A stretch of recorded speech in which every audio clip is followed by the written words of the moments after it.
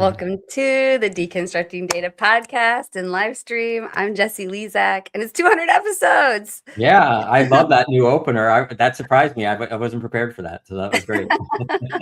Yeah, I just did that a little bit before the show. I'm like, well, we've got to do something to celebrate, so mixed it into the intro. But yeah, I like it. I was going to get a bottle of champagne, as I mentioned pre-show, but I didn't get a chance to get out and get one. But this is not an endorsement, but I did bring a lemon drop martini from Cutwater, and we're going to open it right here.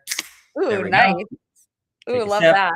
We got a sparkly water, some bubbly. Here we go. All right, cheers to us. Well, maybe when you and Shekar are talking, I'll go grab a little wine. But until then, we have a really great episode planned of Deconstructing Data. Another interesting guest, our 200th guest. Actually, we haven't had 200 because we've had some repeat guests. Yeah. We've had a lot of really great guests. And it's interesting because people who've come on, I'm just hearing from their PR people they want to come back on. Like even from Lodame, they're like, hey, we'd like to come back on the show. And it's like, it's a great signal. People are getting a lot from the show, and thanks, David, for like getting out of your comfort zone and doing it. Yeah, like I said when I posted on LinkedIn, thank you for forcing me to do this. It has obviously been a success. I think at 100 episodes we felt like it was a success, but 200 episodes is crazy. So almost 4 years worth. Yeah. 4 years. Yes.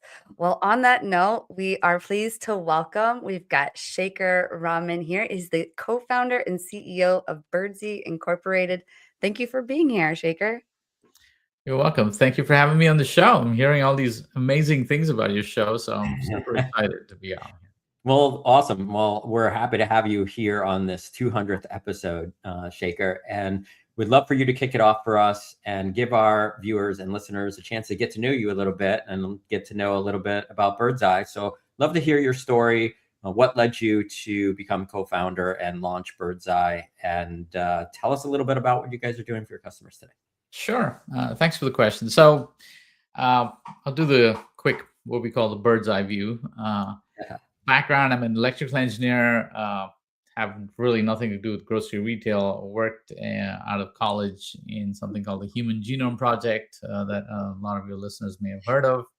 As a research engineer, really using neural networks and machine learning. This is back in the early 90s, and then in Bell Labs in speech recognition. So that's kind of where I cut my teeth against machine learning and neural networks.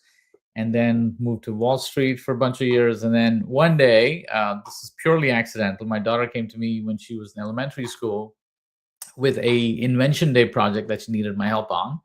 And of course, like a good dad, I said, I'll help out. We happened to find ourselves in a supermarket with a list from my wife. I couldn't find half the things in the store. And so my daughter looks at her helpless dad and says, maybe we should invent something that'll help shoppers locate products in the store. And that idea essentially became Birdzi, kind of give you the bird's eye view of the supermarket, so to say. But that's where we started. That's not what we do today. Today, we are really about understanding shopper behavior, specifically in the grocery vertical. We help a whole bunch of supermarkets make sense of their data and interact with shoppers in a highly personalized one-to-one manner and drive a lot of the insights and the uplift in their marketing systems. I love that story. That's awesome. I love that your daughter inspired the business. That's amazing. Well, a lot of these things, I think what I found is a lot of entrepreneurs wind up solving a problem that they have. And I think I resonated with her. I think she looked at my situation and like, this looks like a helpless dad. It would be really good if we could find his way around the supermarket. And I think the more I went around stores, I realized it was a problem. Although it was not a problem that retailers were willing to pay for, which is why we pivoted into more looking at data and helping them understand shopper behavior from data and learn how to deal with them in a much more personal manner. So yeah. So I mean, and that's that's one of our topics, I guess, AI-driven personalization in grocery retail. So I'd love to sort of dig into that. So maybe you can help us get some context on that one. Yeah, and I think one of the things that we found over the years here is that if you think about how the supermarkets evolved over the last 50, 60 years, it used to be the corner store in your neighborhood. You walked in, the store owner knew you by name, knew your kids, he knew what you want, what you bought, what you liked. And as the supermarket evolved and became these 20 aisle stores where you drove your own cart and picked up your own products, uh, the shopper became abstracted from the actual grocery owner. And I think what has happened over time is that there's lots of data that's being generated by the shopper that was not properly leveraged to be able to fill that gap and that personalized, meaningful interaction. And what we're finding today with the technologies, with the cloud and AI, is that this is now a reality where you can actually understand individual shopper behavior. You can actually interact with them in a highly personal manner. And that's kind of where we've seen the industry slowly evolve to. And of course, what's happened in the last couple of years with generative AI and all the capabilities. And it seems like, today is different from yesterday. And every day there's new things happening. The possibilities of being able to engage with shoppers in a one-to-one fashion and a more meaningful fashion, really, uh, is now a reality. And that's really where Birdseye is focused on. Is about how do we use these latest cutting-edge technologies that sit on top of your data and then help you activate that data and have more deeper, meaningful relationships with your shoppers. So let's dig into that a little more, because I'm that guy that's lost in the store. I know where the couple of items are that I want. But if my wife ever sends me to the store, I'm just wandering, Right. looking for stuff. So talk to me about like solving this, and talk to me a little bit more about like, how you foresee that improving. Right. So I think if you think about the shopper journey, there's really three stages, right? There's the planning stage where you have a mission for your trip. You're going to the supermarket. It's one of the few retail locations where you go not for the intent of browsing, but with the intent of shopping, right? Most other specialty retails, you may not necessarily go in and buy in anything, but if you're going to the supermarket, you're going there because you have a very specific aim. Mhm. So the goal is first to how do you inspire that trip, right? Is there anything that you can do to inspire that trip? Because we all know that if you go to a supermarket, you're not walking out of one thing, you're walking out of a cart full of things. Mhm. So that's the first opportunity for the retailer to basically be able to understand and anticipate a shopper's needs and figure out how to anticipate and predict behavior and then use that as a trigger to potentially expand the basket while they're in the store, right? And so you have the planning phase, you have the execution phase, and then you have the post purchase phase, which is now that you know what I did, how are we going to use that information to drive that feedback cycle and then build on that relationship? And that's kind of how we think about shopping is, what can you do from a predictive perspective? What can you do while they're in the store engaging? And then what do you learn post purchase that can be used to inspire the next trip? So is that all sort of managed through like a shopper club, or an app, or something like that as well? Right. So if you think about how most supermarkets work, that have some kind of loyalty rewards Mm. program, Yep. the goal of the rewards program is really to incentivize you to identify yourself in every trip because you're collecting some kind of points. You're maybe getting the low price because you're a member, right? Mhm. And what that really does is you are creating a data stream now.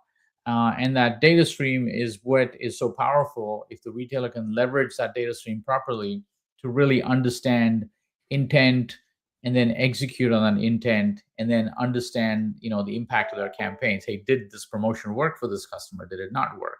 Do we need to tweak it? Are this customer, is their life stage of this customer changing because they suddenly are buying diapers and they never bought diapers before, which means they have a baby? I mean, what are we doing with these signals? And that's really what the Birdseye platform is built for, is to understand these signals and then drive engagement by leveraging those signals and trying to predict what the next purchase looks like and really understand opportunities of how to maximize that information to drive bigger baskets.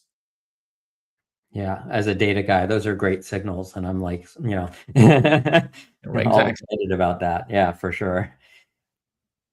So one of the things that we have been able to do, David, is that traditionally, and it's not like personalization is a new topic. I think people have been understood the importance of it for a long time. It's just that it was very difficult and very laborious to execute. Especially if you're a smaller retailer or regional retailer, you never quite had the technology or the people to be able to look through that data to deliver and create these campaigns. What we've really done is kind of sped that up from what used to take 4 to 6 weeks or 8 weeks for a team of 5, 6 people to a couple of hours now to execute and run. So that speed has completely changed the game for a lot of retailers in terms of how they're able to respond to shopper needs. Because 1 week goes by, I could have a change. I could go to the doctor today, and the doctor tells me, "Well, you got to eat more fiber and more protein."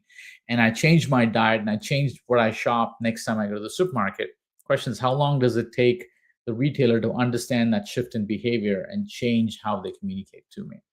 And that's really where we feel where the power of our platform comes in, is to be able to see those signals in near real time and respond to it. And we've been able to successfully deliver really exciting results for the retailer in terms of basket increases, retention metrics, which are super important.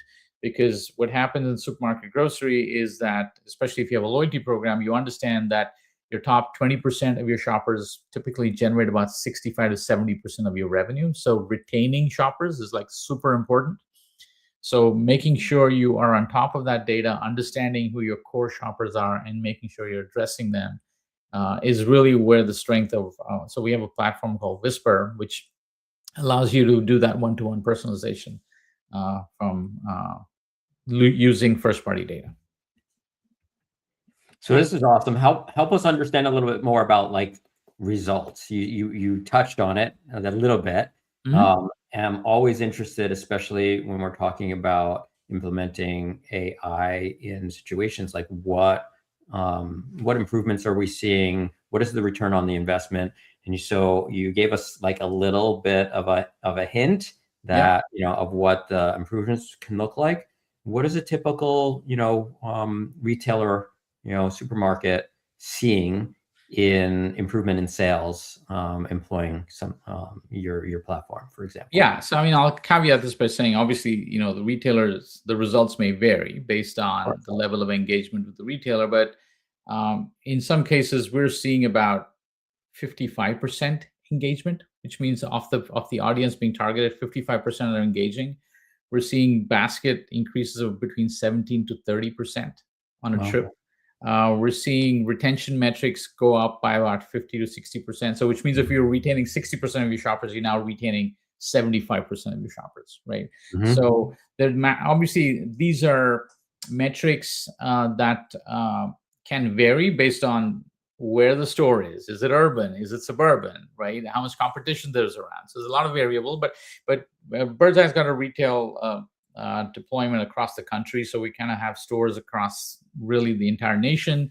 We're seeing fantastic. One of the huge surprises that we saw, and looking at it now is not so surprising, is incredible email engagement rates. Right?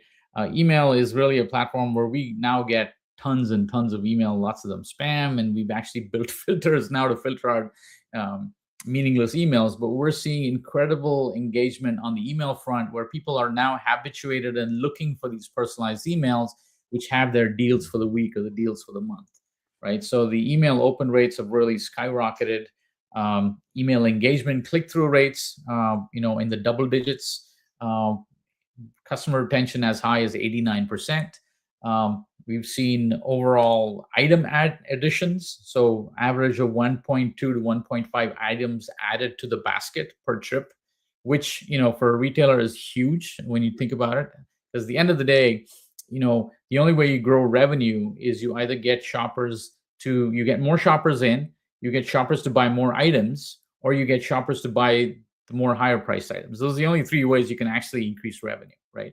And those are really the three key metrics we drive. We're looking at how many more shoppers are we able to get in, how many more items are we able to add to their basket, and then how many of them are able to buy items that they never bought before because it's in the vicinity of what they've been interested in. And we've been able to grow that basket, like I said, about 17% over time. Amazing results. That's awesome. Definitely. Good one. And I think we could probably drive it into personalization and grocery retail and many industries even more. There's just so many problems with it. It's like something so simple we've been doing as marketers for so long, but there's still a lot of errors with it. You always see things being personalized incorrectly. So yeah, there's a lot of room for improvement there, but in the meantime, we should transition on to breaking data barriers for retail innovation. Can you kick us off on that, Shekar? Yeah, and I think this is one of those fields, David, I feel is, if you're so close to the trees, you kind of miss you don't see the forest, because Mhm. what's traditionally happened in retail, at least supermarket retail, is that departments within retail have been very siloed. Like, people in marketing are just working on marketing. People in merchandising are working just on merchandising, supply chain, logistics, warehouse stuff, right?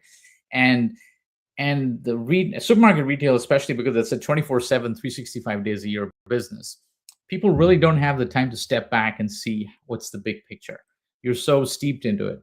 So Mhm. traditionally what's happened is data has become siloed in retail, and so there's no interconnectivity between different departments. And that's created a very weird problem. What's happened is legacy applications have become specialized in dealing with that data.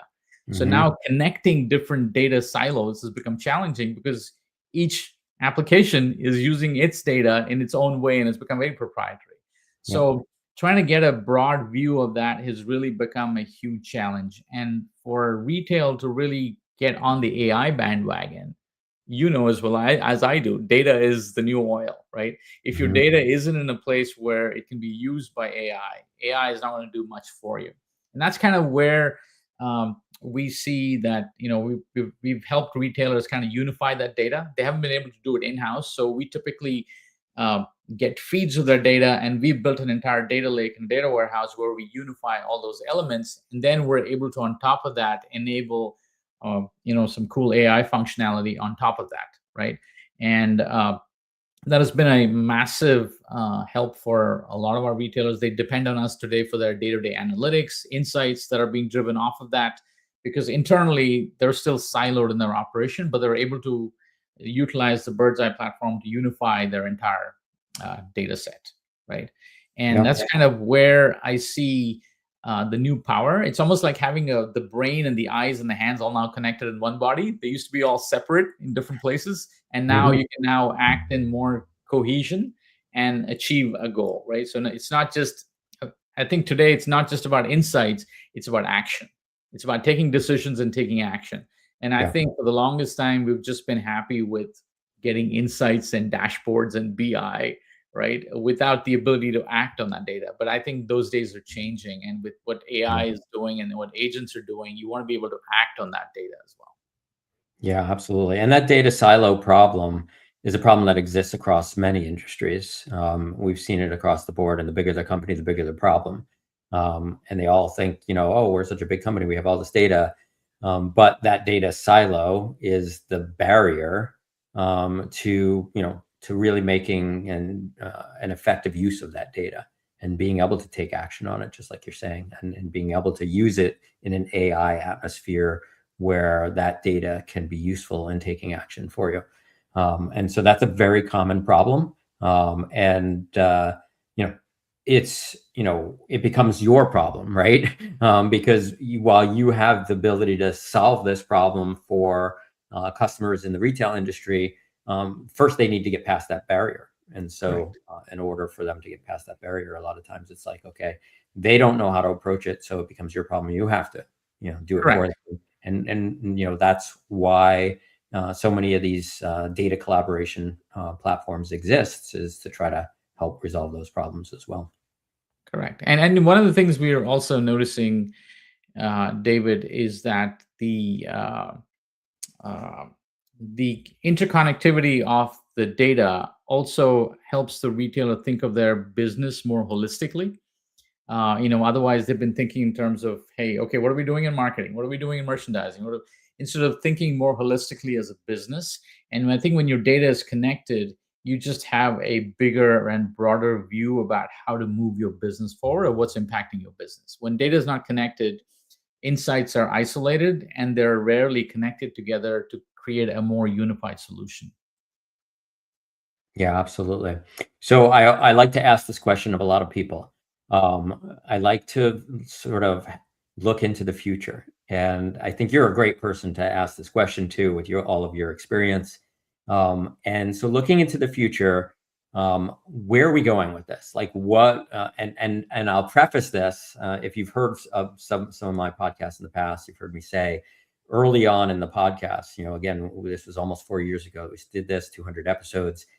We predicted on this podcast the many platforms that exist today that you call vibe coding. Like, we had a conversation and we're like, hey, yeah, I think someday you're just going to be able to tell an application to build a website for you or write some software for you, and it's just going to do it for you. And here we are today. You can do that. And there's tons of AI platforms, and you can just use Cloud Code or whatever it is.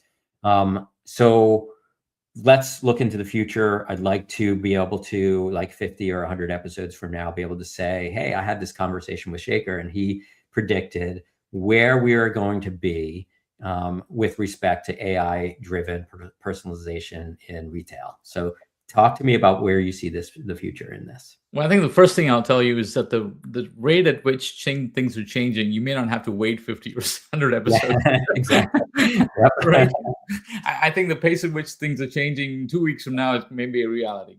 Yeah. But I mean, who knows how? I mean, being in technology for as long as I've been, I've never seen things change as fast as it has. Right. Yeah. I think most of us are bamboozled by the pace at which these things are changing and trying to wrap our heads around what can be. I think a couple of things I can tell you that we can see is definitely happening, right?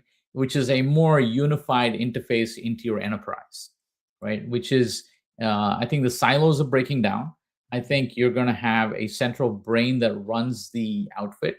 Some people like to call it Skynet, but I think you're going to have something like a Skynet that runs your business, that has access to all aspects of your business, and you have one central operating center through which you can operate your entire business that's aware of all the things that's happening.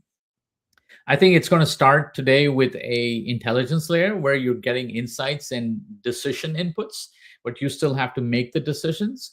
But I think where it will wind up with is an ability for you to put some guardrails around actions to be taken and have those actions to be taken automatically, right? Within some guardrails that you've set. I think that's kind of where I see, and I think this is not more than 6 months to a year away, honestly. Now, is everybody going to adopt it? I think that's where the fear factor comes in, right? Which is, I think some organizations are positioning themselves to take advantage of that future and that capability, because I think capabilities today are way ahead of preparedness.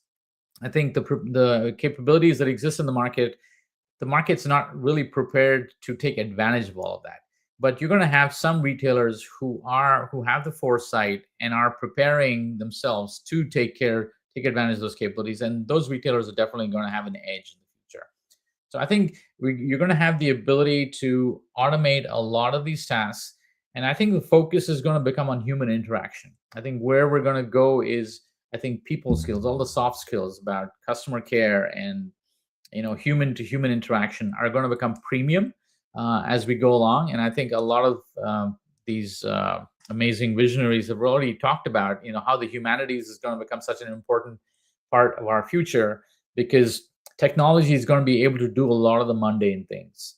And it's really, we're going to value people to people interaction. So I think that's kind of where I see, within a year or two. And I think the other part that I see is, there's been a lot of talk about agentic commerce, right? And while I think it's got a role to play, I don't think it will be as big as what I think people are making it out to be, because I think people like to be involved in decisions when it comes to buying stuff. The agents may execute it on their behalf, but they still want to decide what's to be bought, right? So I think there will be a planning phase that is so intrinsic to our human nature that we don't want to let go of. So I think it's kind of like you're going to have a pilot behind a plane, even though there's autopilot on it, right? It's just that there is that last mile that you still want control of.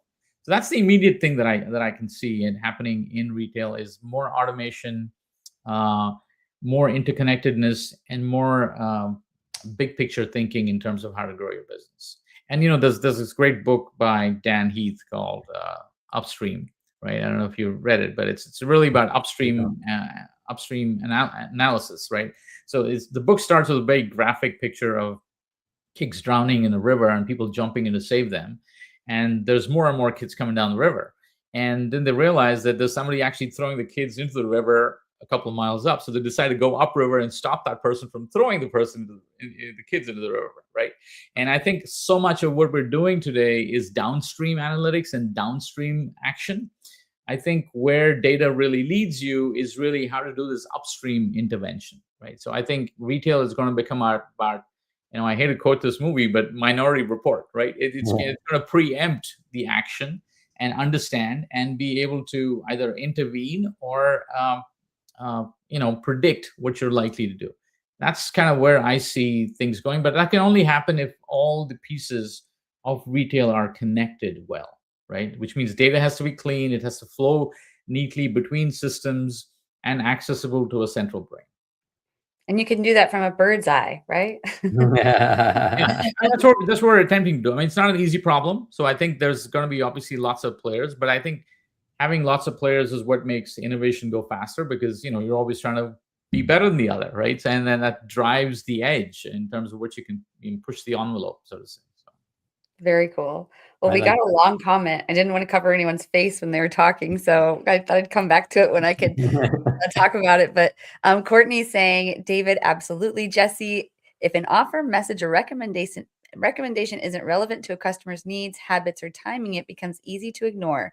True personalization isn't about sending more communication. It's about delivering meaningful experiences that feel helpful, timely, and valuable. That's what builds engagement, loyalty, and long-term trust. Absolutely, Courtney. And if there's anyone else watching, I see there've been about on and off 15 to 20 of you on YouTube, about 5 or so on LinkedIn, and then we've got X going. So you're all here lurking. We want to know what your thoughts are. Where are you tuning in from? What do you do? And join us in the conversation, and we'll pull it up on the screen. And if there's any good questions or anything, we'll try to pause and read them for podcasts, but otherwise they'll just keep flipping up on the screen. But on that note, I'll transition us into our third topic, which is data-driven retail loyalty programs. If anyone watching has any thoughts on this, plug that in the comments. But in the meantime, Shekar, can you kick us off on that? Yeah, and I think the comment from Courtney was kind of timely, because, I think loyalty for the longest time has just been about signing up for a program, getting some points, and being part of some clubs, right?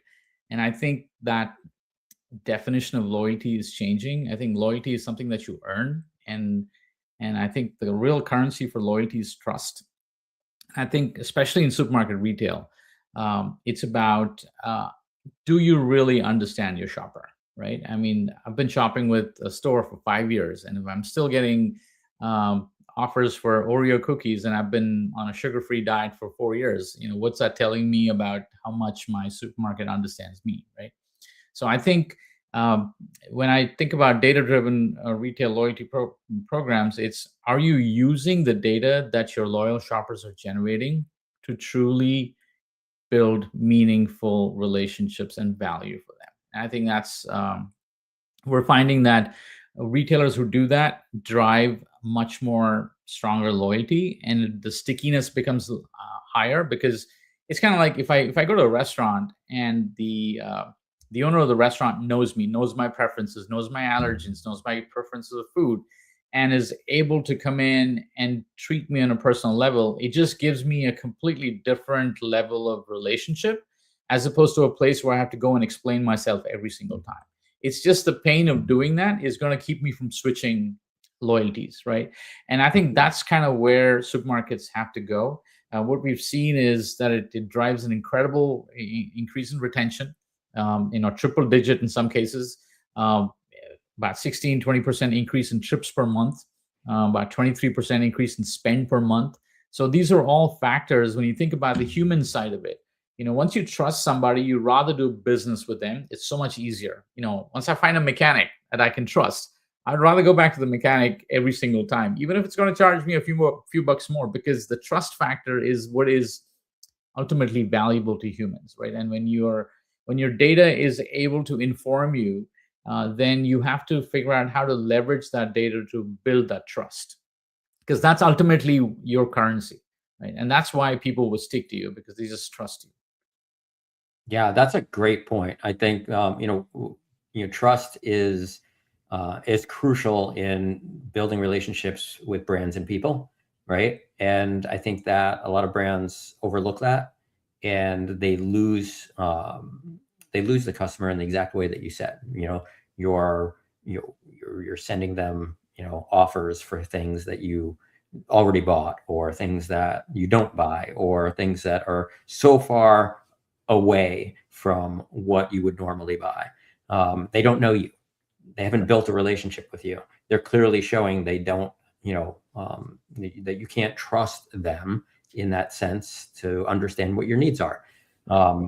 And we say that about any business. When you're doing business, you're doing business with people, and you're expecting a certain level of trust, and you don't do business with companies and businesses that you don't trust.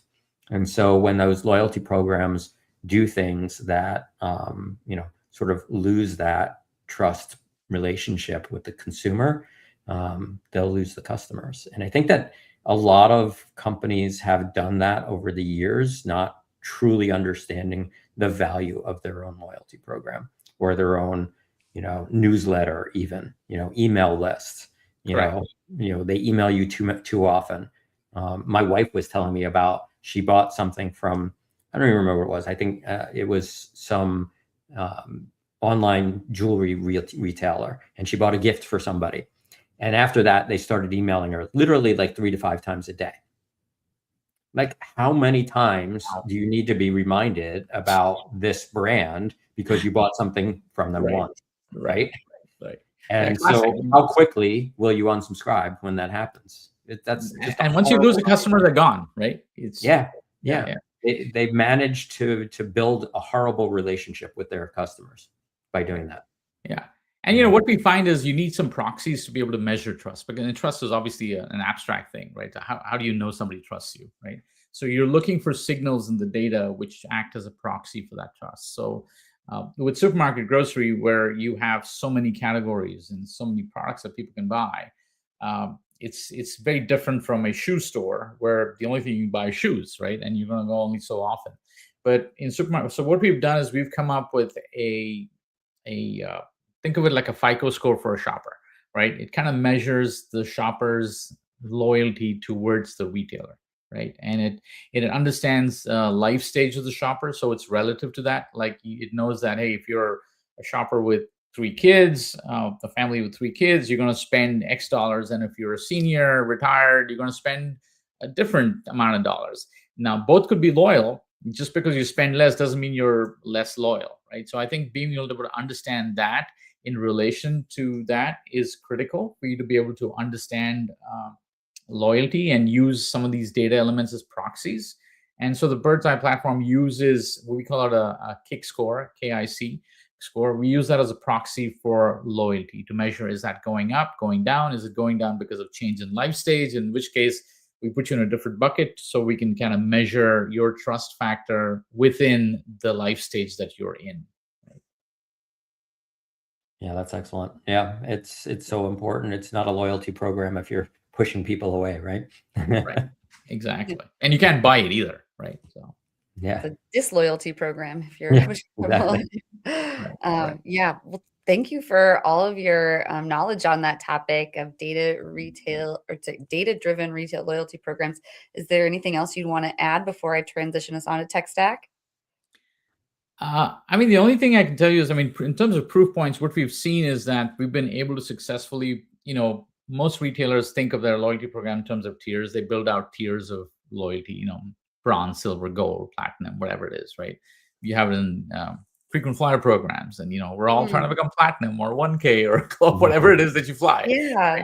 And so I think retailers also obviously have that. And so one of the ways we measure effectiveness of the loyalty program or the personalization you're looking is, are you successfully migrating shoppers up your tiers, right? So you look at three key things, right? One is, what is my retention? So when new shoppers come in, how many do I retain after 90 days? How many are still shopping?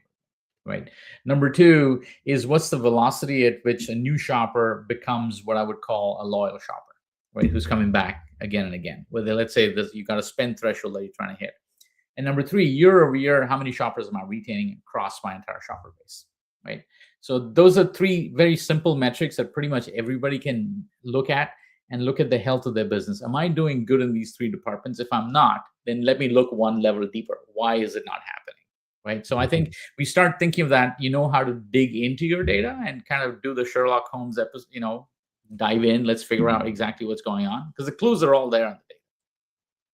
The clues are all there. We just need to really dig in. Yeah, that's a good sure. takeaway for everyone. Dig into your data. You have a lot of low-hanging fruit there. Yeah, that applies to any business. Absolutely. Yeah. Absolutely.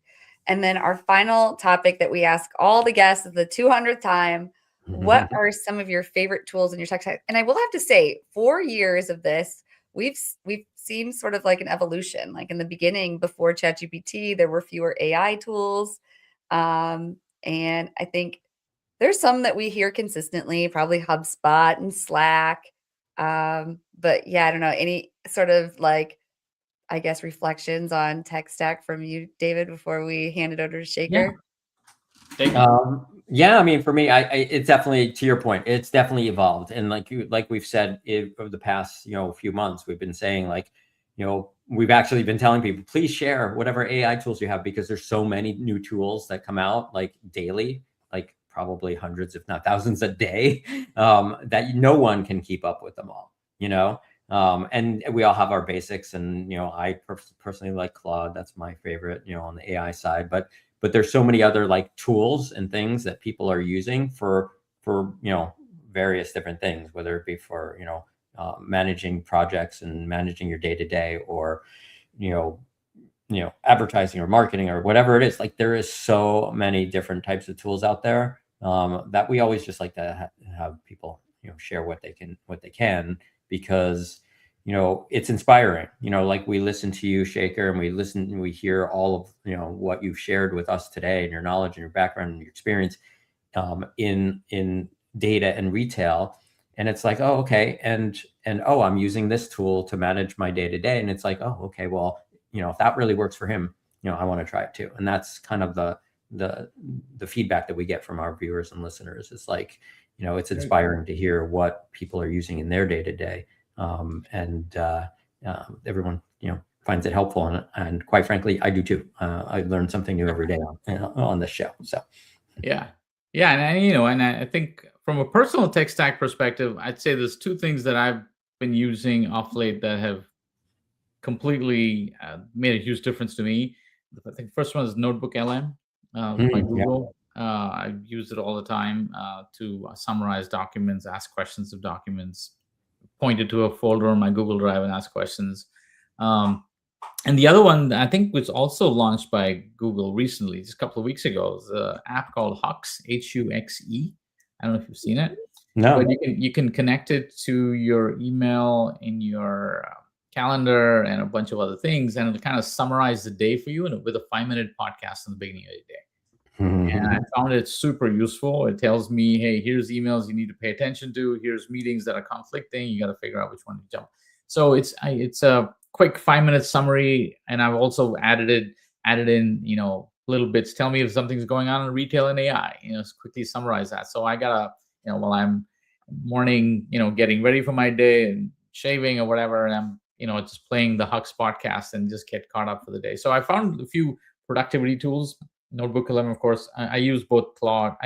Although I got to say, personally, I trust Claude with creating documents and a lot of the technical stuff, and I use OpenAI for the general research stuff.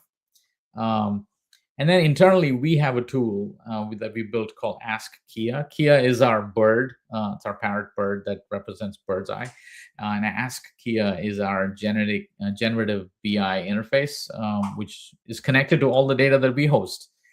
So we're able to use that on a day-to-day basis, I mean, pretty much all the time, to do lots of analysis, lots of insights, decisioning, and how we can help our customers grow their business. Apart from that, I mean, internally within the Birdseye platform, we have a CDP. It's all built cloud native, of course. We're sitting on one of the big 3 cloud providers out there.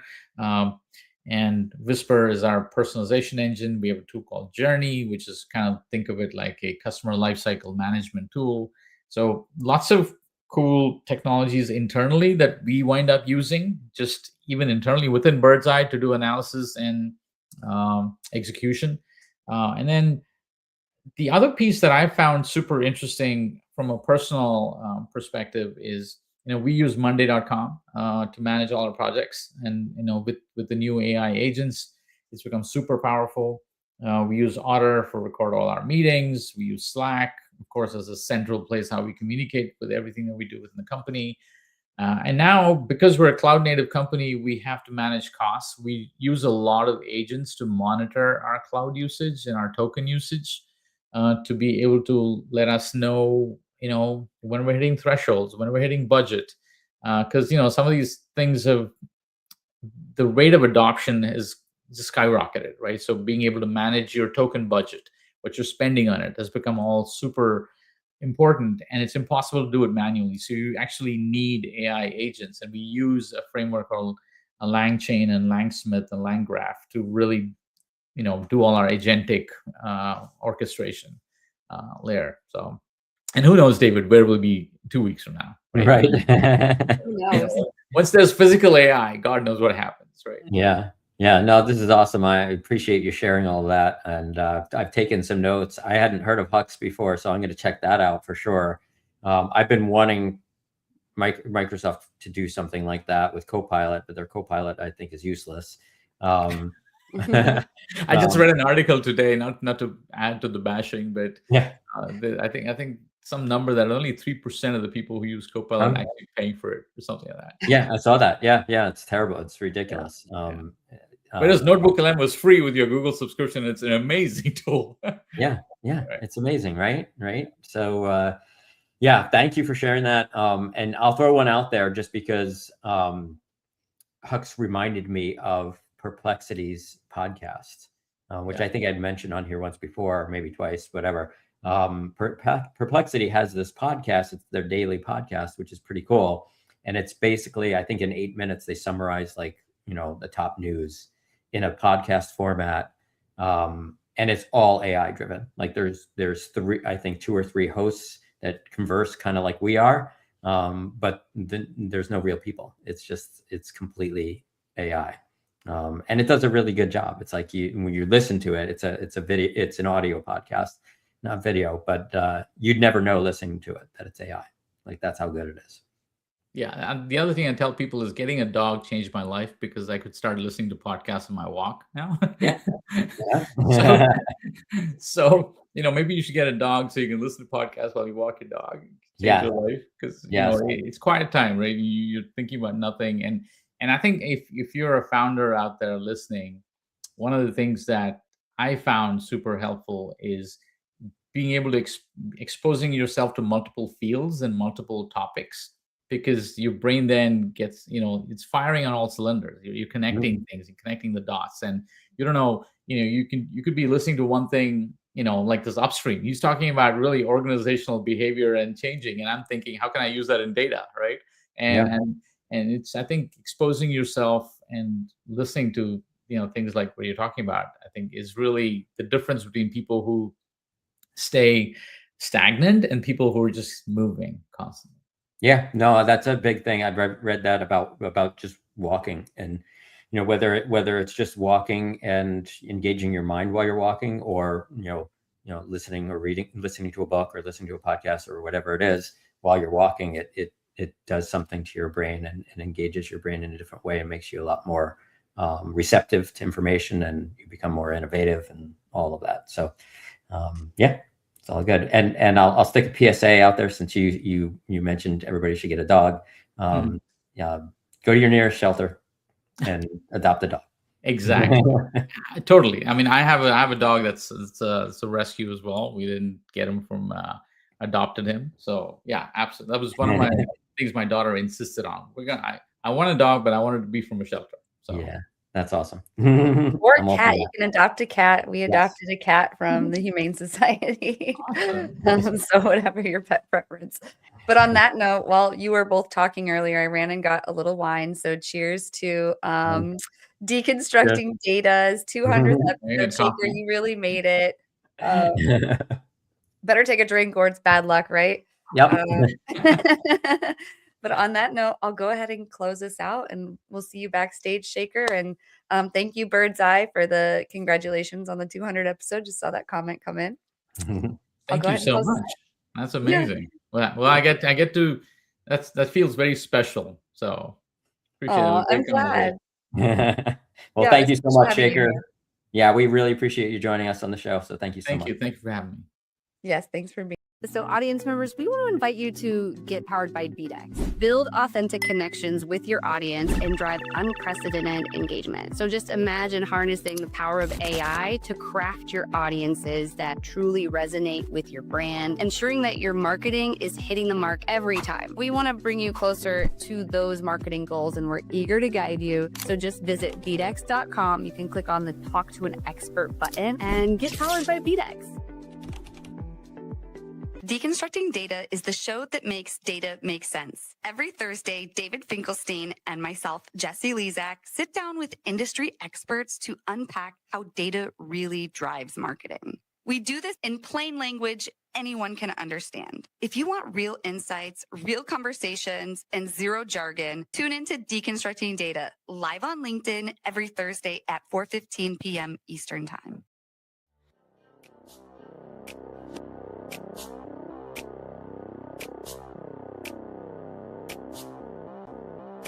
Yo, yo, yo.